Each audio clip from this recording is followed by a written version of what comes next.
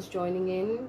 So today I have yet another live session with an amazing, a senior author, and I'm waiting for her. So from a columnist of an Indian economist, you'd assume that you would get some financially uplifting content. Well, you get that, but at the same time, you are getting some really spooky ghost stories, spine chilling ghost stories. And I'm going to talk to author Anita Krishan, who is one of the senior most authors I have had the pleasure of working with and interacting with. Her previous book, The Ghost of the Silent Hills, was spine chilling, yes, but her latest, The Ghost in the Dark Silence, has been one of the most spookiest book, or rather the spookiest book that I've read this year. It sent chills down my spine, and I was spooked in the broad daylight. That was the power of her writing, and that was the kind of book that the Ghost in the Dark Silence is. So I'll be talking to author Anita Krishan today about the book The Ghost in the Dark Silence. These stories are actually based on the real incidences that have been told to her by her friends and relatives. So I am really excited to do this live session, talk about the real life spooky stories. And I'm waiting for the author to join in. This session is in association with Fingerprints Publishing. I was telling the viewers what an amazing book Ghost in the Dark Silence is. Ghost. And I was like, I have read Ghost of the Silent Hills, and then I was excited to read this book as well. I was not really prepared as to what is going to come in this book, what is going to follow.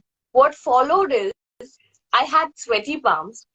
I was literally, I told you on the phone also that I was so involved in the book that when the doorbell rang, I was shook. I was literally so skeptical when I looked through the peephole. हालांकि वो courier था, लेकिन फिर भी एक था दिल में I'm reading this book and अचानक कौन आया. Plus I was spooked when actually वो मेरे clothes dry कर रहे थे. But that's the kind of book this is. Ghosts in the Dark Hills. Ghosts in the Dark Silence. Because I have read, like, this is my second horror book of the year. But this was it. This is what I needed to burn those extra calories. So now my first question to you is, how and when did this book, the idea, come to you? Well, Siddhi, the idea was always there. And the main reason is that I come from the mountains, and you know that how enigmatic and mystifying are the mountains.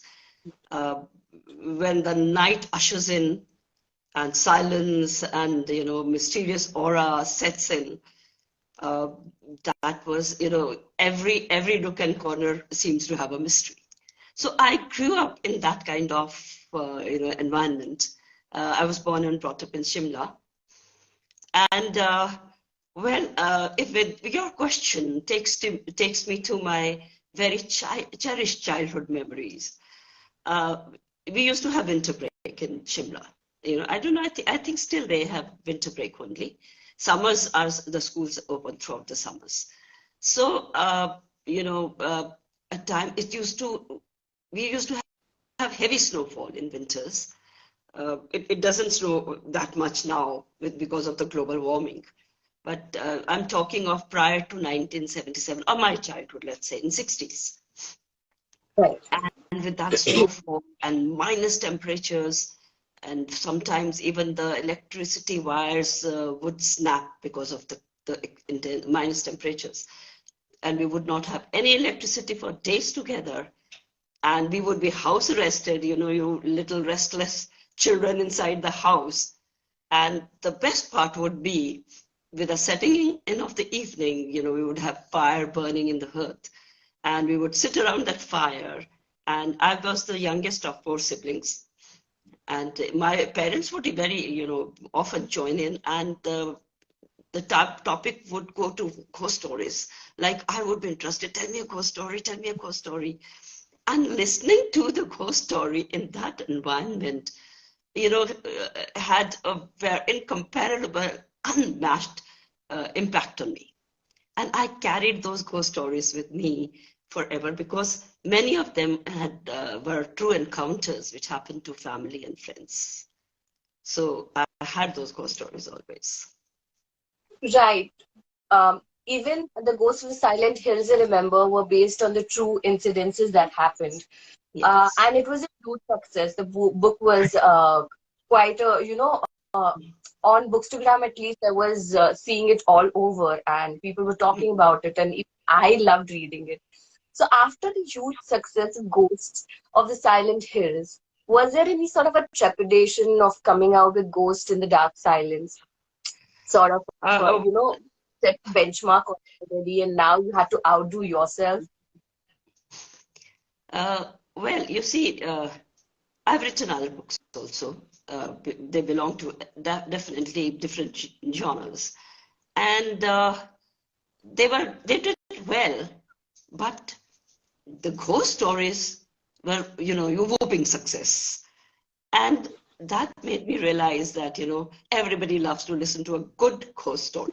Yes. So, after writing this first book, Ghost of the Silent Hills, many people came to me with their stories. They wanted to also say, since I, mentioned that they're based on true incidents, they wanted to tell me yes, something like that had happened with them. And people usually do not accept it as truth. Usually Yes. they're skeptics.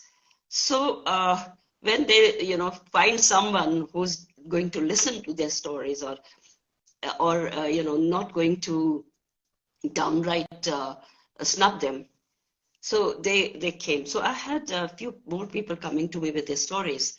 And then I decided to go in for another book. And there was definitely demand also for the second book Yeah. too. Yeah. I So I totally didn't have agree. any kind of trepidation as such.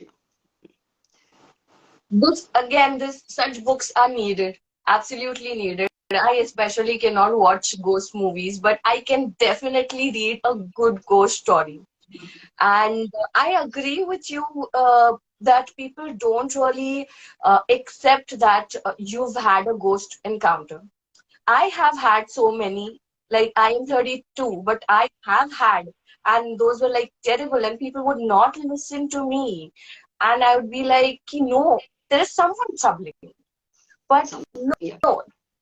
Even my in-laws were very skeptical that such and such thing had happened to her. But things take a swiftly, your drastic turn where your health starts deteriorating and it starts showing on your health. And it's when people around you realize that, oh, her reports are normal, but then something is wrong with her. Then there is actually some other entity that she's been, talking about, and maybe that's what it is actually. So, See what that's another story that I have. Maybe you can use it in some other book. what Uh, what I believe is that, like our very staunch belief in afterlife, belief that we don't end with this end of the body or with death. Our spirit lives on. That yes, concept is so alive in our culture. So, yes, I have very strong belief that we are surrounded by spirits. Now, they live in a very different dimension, and probably we cannot see them, just like we cannot hear, ultrasonic sound. right, We have our human have our own limitations. right, So we are surrounded by, and mostly what we are surrounded by are good spirits, our angel spirits, we call them. And they are right, many a time say it was a coincidence. Probably it wasn't a coincidence. We were guided that way. But right. Yes, sometimes, once in a while, there may be an evil spirit around. So for some reason. Just So, like one story where the girl was chased from Kashmir to Ambala. Oh my Ambala, God, that was, Delhi. Delhi. oh my Spooky. God. I still have goosebumps. I I I I was thoroughly involved. Even the story where the couple goes to that particular bungalow, and there is the ghost of that Sardar. Towards the end, I did not see that coming. I absolutely did not. It was like uh, कुछ नहीं हो सकता क्या? I mean, of course, you told me later on what is fact and what is fiction, but ultimately, when I was reading it, I wanted things to turn out in their favor, you know.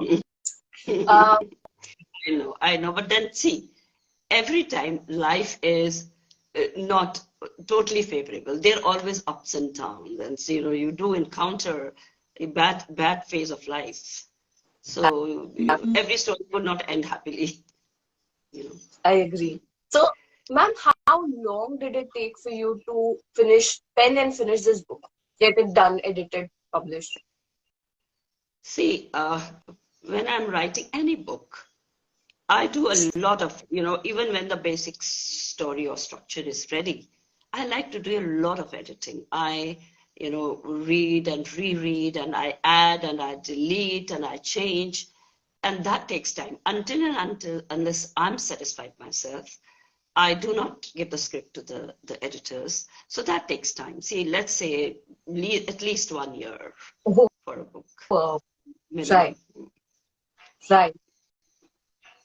So, ma'am, you've lived a very rich, enriching life. You come from Shimla, Yeah. hills, Mm. beautiful, place where there is as much, enigma as there is beauty. So, have you yourself encountered any ghosts? Fortunately or unfortunately, no.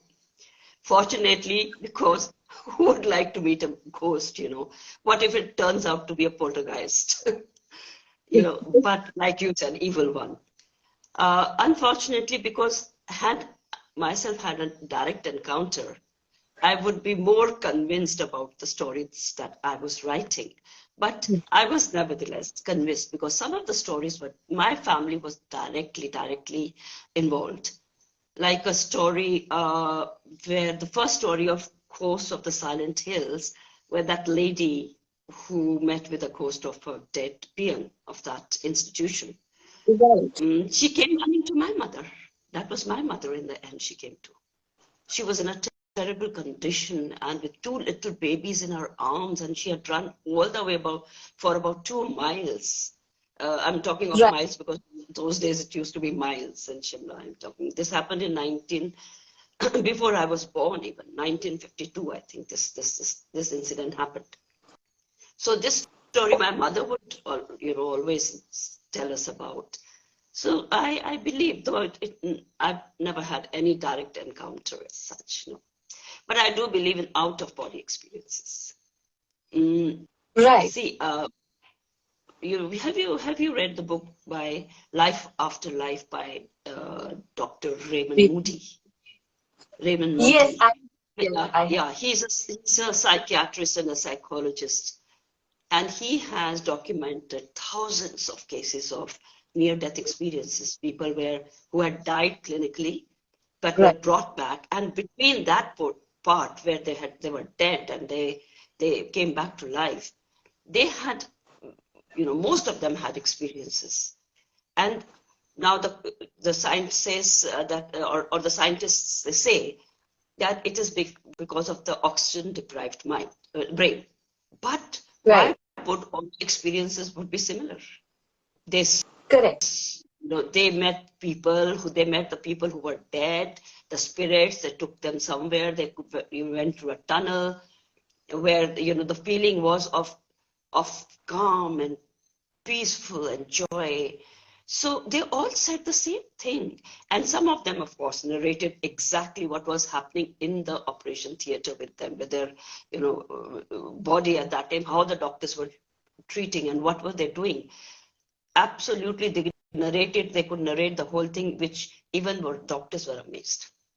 Absolutely. And when doctors, they open up the human body, they are amazed as such, that how could something like so perfect, so intricate, could have come by evolution and by chance, you know.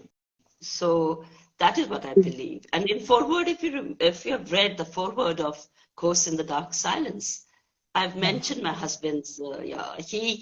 He had come back that day from the operation theater, highly agitated, and he was stunned, and he was sure something very strange had happened with him.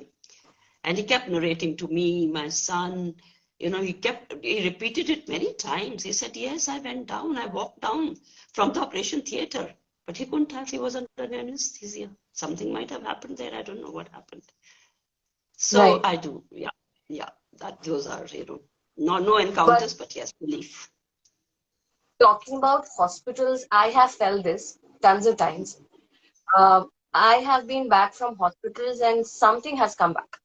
Something, With you. yeah, yeah. Mm, This has like once I was with my mother and she was not well, and I decided to sleep on the corner edge of the bed, and we felt our bed was shaken by someone.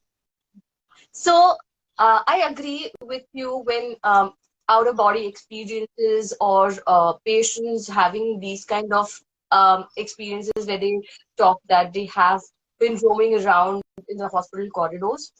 And yeah, spirits do come back from the hospital with you. my my mother had one experience when my nephew, my elder sister's son, was born. This happened again in Shimla. The very night they had an experience in the room they were staying in the hospital, and they both were frightened. And my mother also felt that she was hit on her face. My mother was a very, very religious lady. So anybody, evil would have been scared of her or something, or angry at her for being so highly spiritual.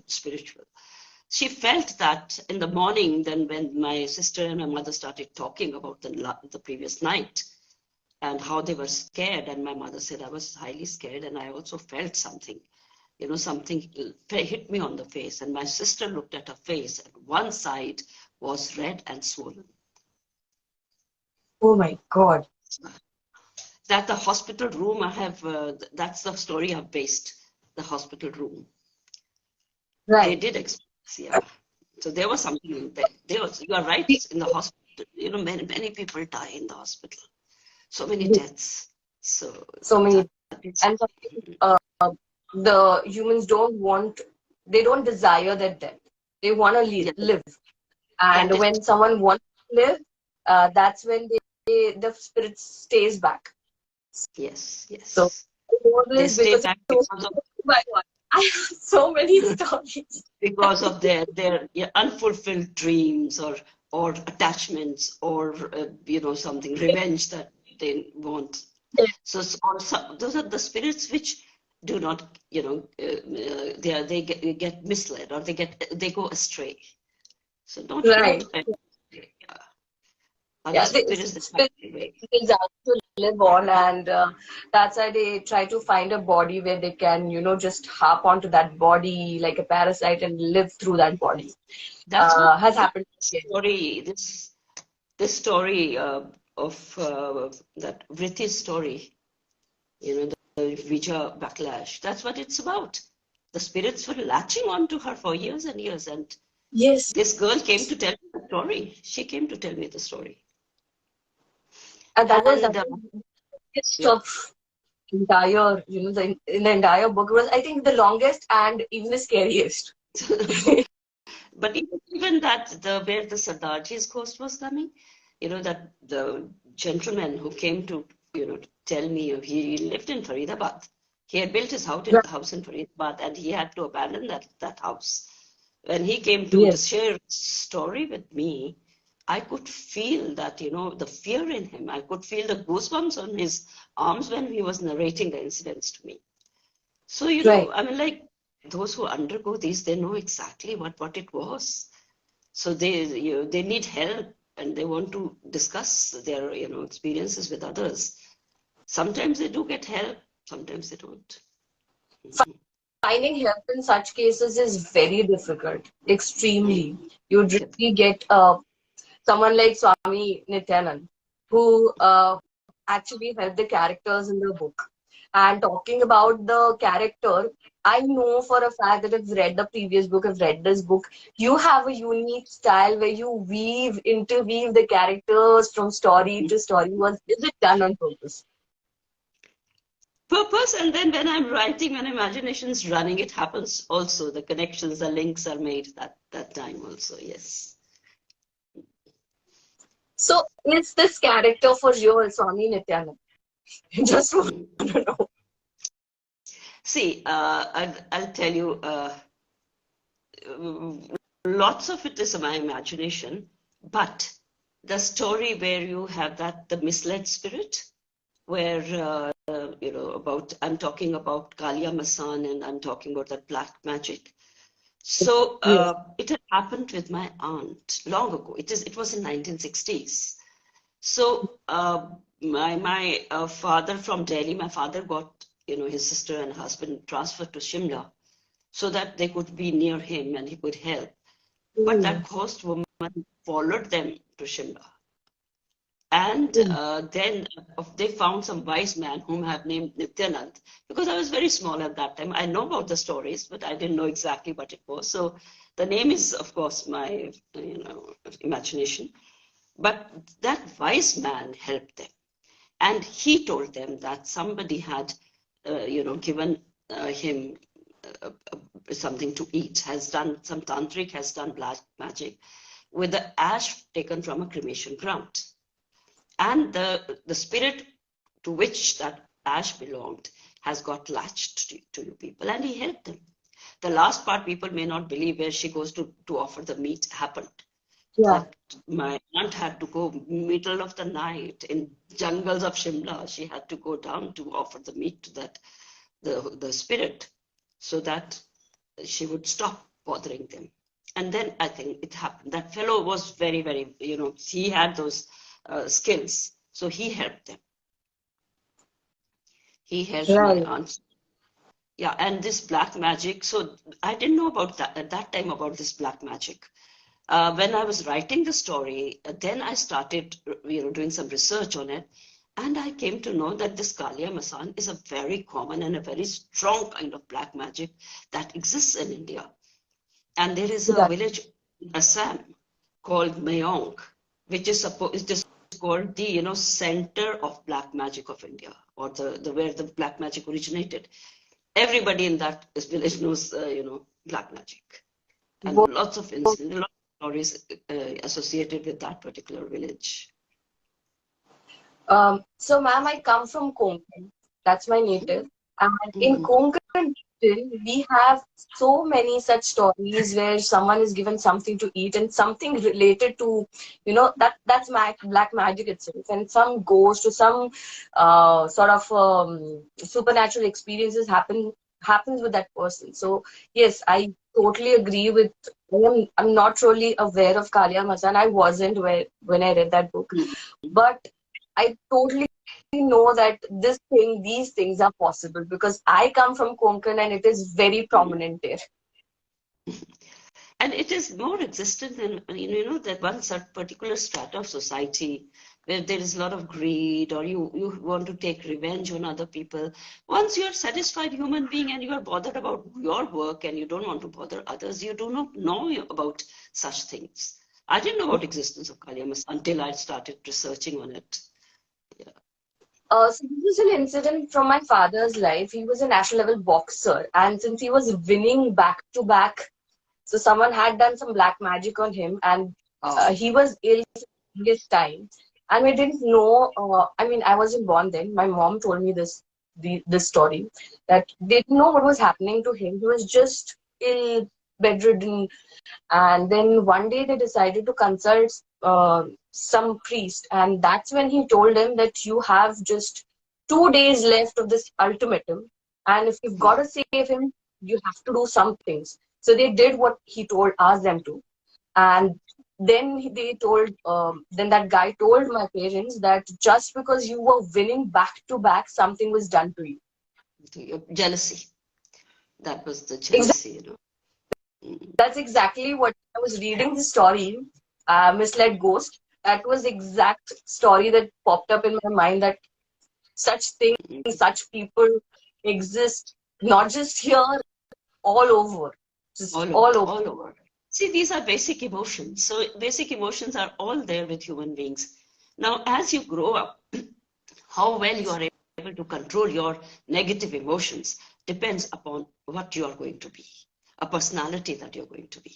If you're unable to control, you remain in a low level. You know, even later, Absolutely. Yes, after absolutely. life also, you are not accepted by God. Because see, if you have read another book by Many Lives, Many Masters, Love him. I love him. I love him. yeah.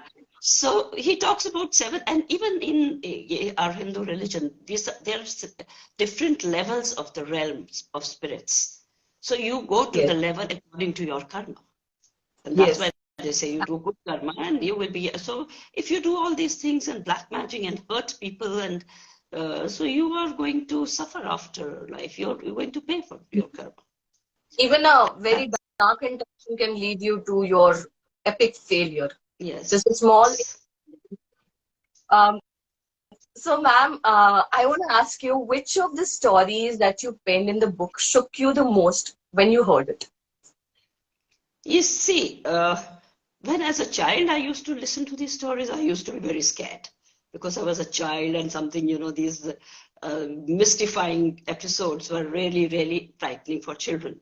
You know, at that time I would listen, I would be very keen to listen to a ghost story, but after that, even a visit to a bathroom would be a torture, you know, going alone. Uh, but as I grew up, I lost that fear. Now, I think towards the end, I'll discuss that also.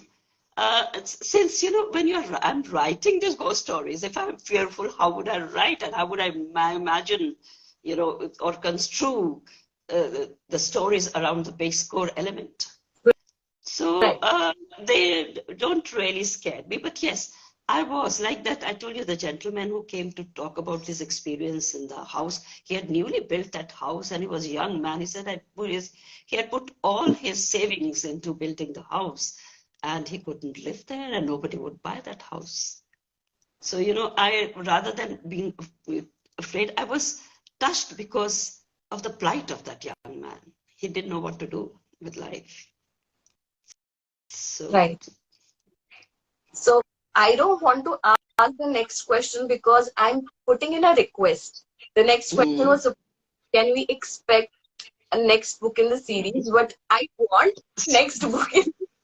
See, the thing is that ghost experiences are more or less the same. You see, you saw a ghost or saw ghost, you know, followed you, or you went to a place, it was haunted. You went past by a cremation ground and there was a ghost standing there. Now to build up stories which should be diversified, they would be different from each other, is not an easy task. You know, you want stories which should not sound similar. There should be different elements. And that is where the limitation comes. Right. But let's see. Right now, I'm taking, you know, some mind off the supernatural. So I'm Right. working on something else. But maybe in future, I will not say no. So, ma'am, what is going to be your next venture if not horror stories? Right now, I'm working on a story. You can say it's kind of a love story, which is based during with the World War II on one side and the struggle for independence on the other side, and a sort of a love story and a person's struggle to stand on the feet. It is also well, I'll just share a bit part. It also is based on my father-in-law's beginning life. My father, he lost his father at the age of 3. He was never sent to any school, and he did his engineering during the British time from the best college, Thomas College of Engineering, Roorkee. That was the best, Asian college of engineering at that time. You can imagine the person who's never been to school, did engineering, and he retired as a chief engineer of Punjab. Wow. So, man from zero with no backing, no father, mother who was, those days, women never used to be educated. From that background and where he rose, so I have that admiration for that man. He used to share a lot of stories with me. He died at the age of 97 in 2013. So I want to dedicate that book to him because of what he made himself, how he worked hard. I look forward to reading the book. I so look forward to reading the book. Now my next question is that this book was certainly ori than the previous one. But then why did you decide to keep just 5 stories in there? Just five. That's what I said. There are 10 in the previous ones, but then there are shorter ones. And 5 stories, there are many reasons. Number one reason, once again, you have to have the stories, to write. You have to make them different. Some of the stories, actually, I combine few people's experiences into one story to, Right. Okay. so that way. So, and secondly, since I'm basing my stories on true incidents, true encounters, supernatural encounters, Yeah. I have my limitations. In case I start writing, spooky stories from my imagination, then that perhaps it would be different. But right now, I based all these on real, true stories, and that my limitation. Number three is even the publishers, they want a limit of pages because when they're, when they're printing the book, they have to see the cost aspects and all that. Correct. So there are Right. various reasons, yes. So right now my true stories are exhausted till I meet more people and talk to them, and maybe Siddhi, I'll have a longer conversation with you. Yes, for sure. Yeah. Ma'am, which was the most difficult story to finish? Most difficult, actually all stories not difficult, but the endings are a little tough too. When you come to the end and Yeah. you build a crescendo, you build the climax, and then you have to keep up that climax in the end and not just go down. Right. And that becomes a very tough little. You have to think and rethink and redo. In fact, I changed the endings number of times before I came to the final endings, conclusions. Yes. Right. Ma'am, my last question to you is before we sign out. Is it good Mm. to read happening literature? Yes. In fact, this is something even the psychologists, they suggest.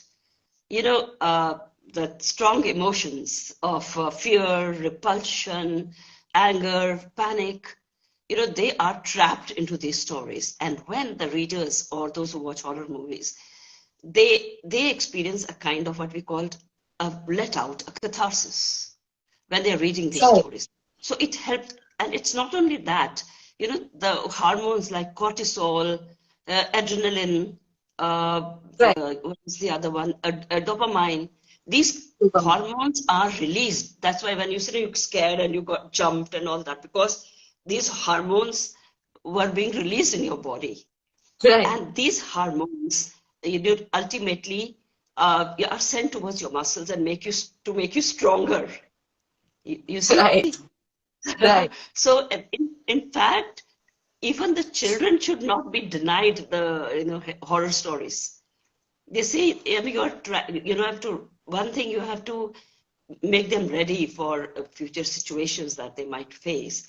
And secondly, this is children, it develops a strong resilience in children.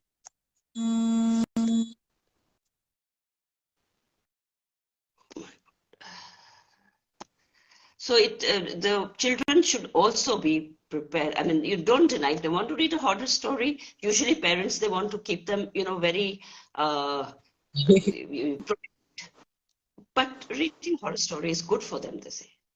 Right. In one thing, they are ready for, if they have negative encounters or negative situations in life, they're ready. They're ready how to face them. Correct. So yes, you should, in fact, read scary stories. And I'm the example of it. Like I just told you that as a child, I used to be very, very scared.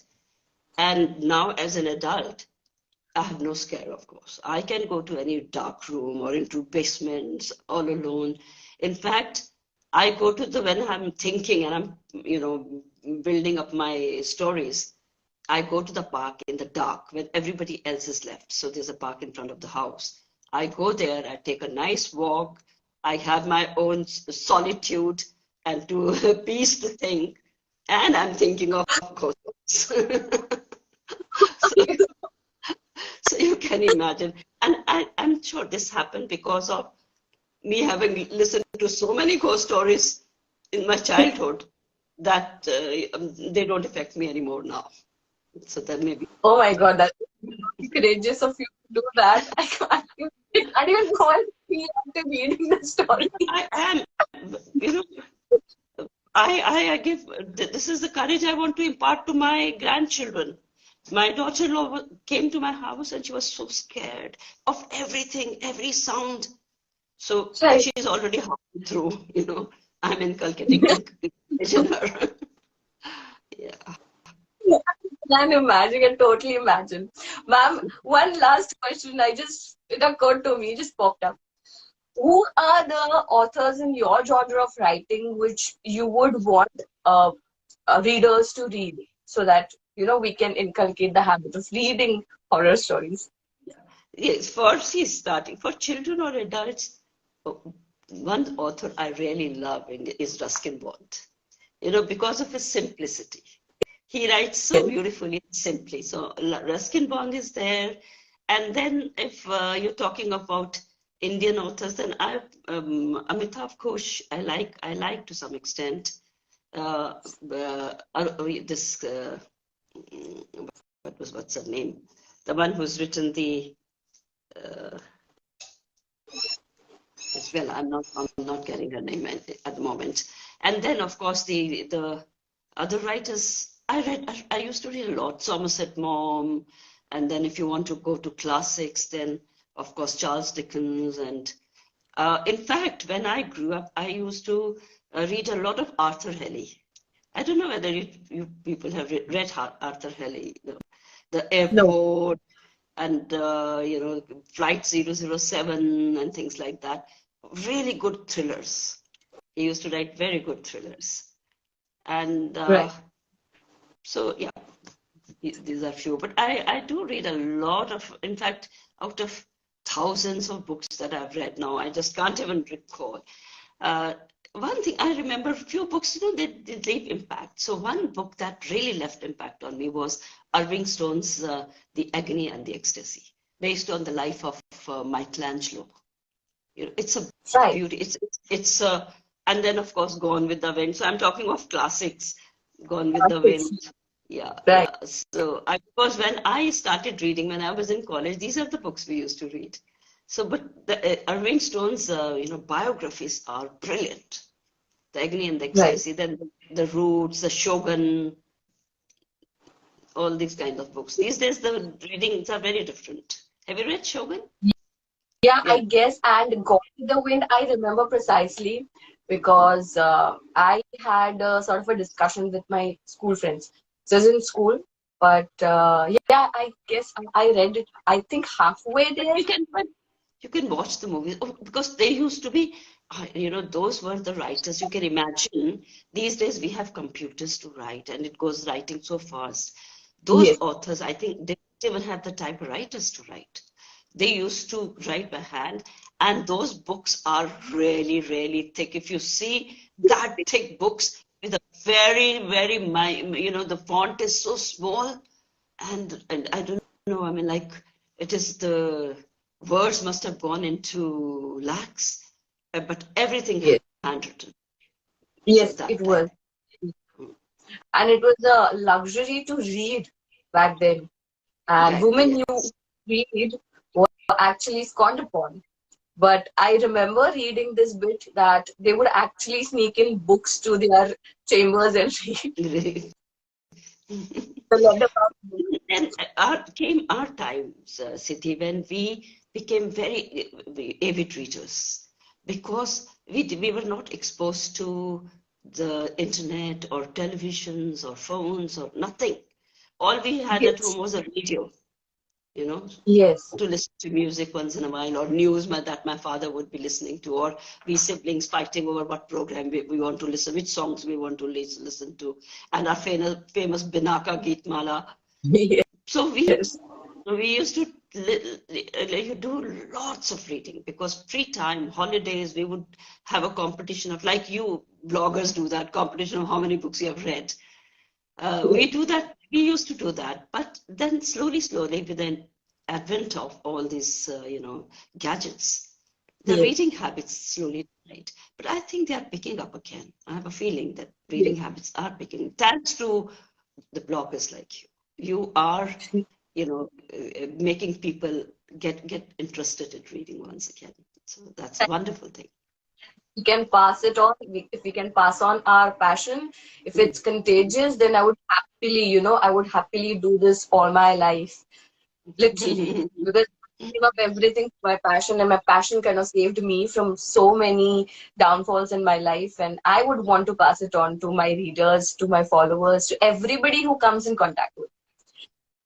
So, Right. guys, that was author Anita Krishan. We were talking about her book, The Ghost in the Dark Silence. You might just see the mirror reflection of this book.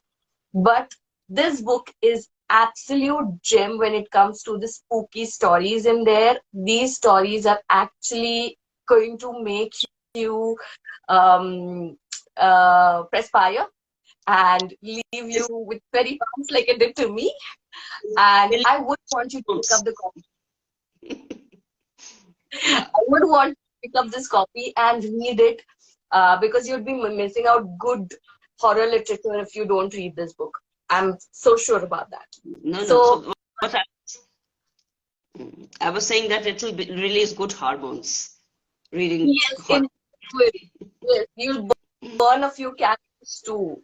So, so go pick up the book, read it, and thank you so much, ma'am, for this wonderful interaction. And I'll be putting up the edited version of this interview up on my reels. Thank you everyone who joined in, and thank you Fingerprints Publishing for letting me interview Anita ma'am. It was a pleasure, absolute pleasure talking to you on the phone, interacting with you now, reading the book. I look forward to reading all your books now. Thank you so much, Siddhi. And it was my pleasure too. It was a wonderful interaction, and thank you for having me. Thanks. Thank And everyone who are with us, bye bye, and enjoy reading Ghosts in the Dark Silence. Okay, bye. you.